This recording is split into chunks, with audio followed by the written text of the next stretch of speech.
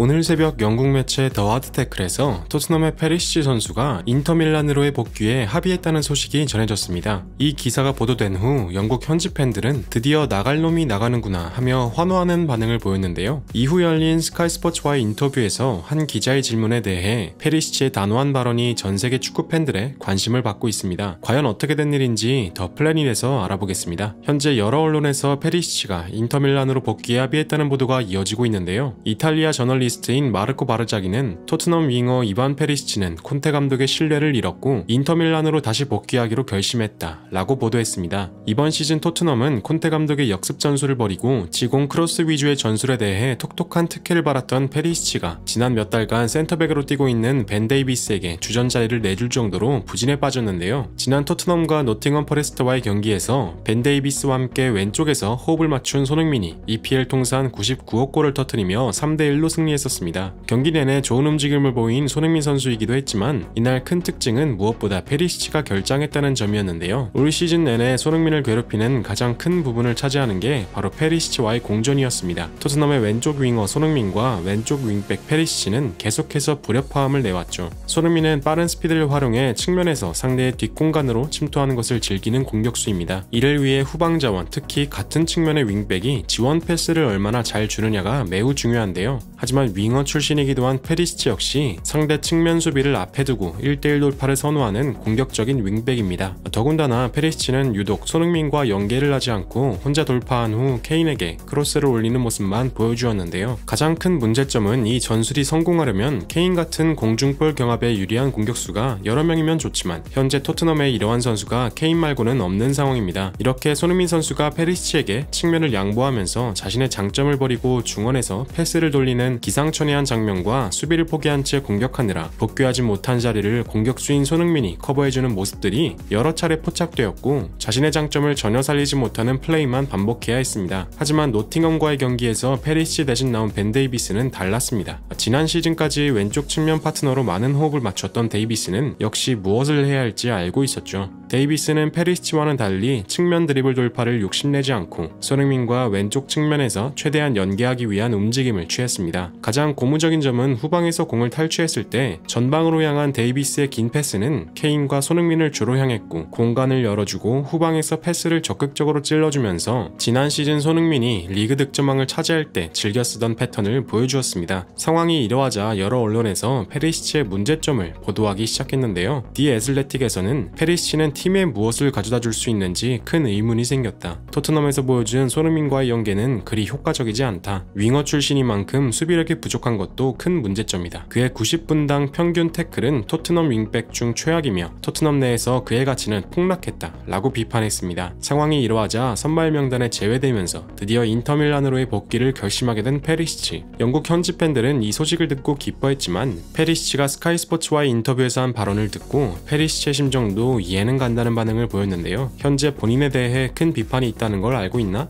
알고 있다. 나의 심정도 참담하다. 기대를 해준 팬들에게 사과의 말씀을 전하고 싶다. 이번 시즌 본인이 토트넘에서 끼친 문제점은 무엇이라고 생각하나? 나는 그저 콘테 감독이 시키는 전술을 따랐을 뿐이다.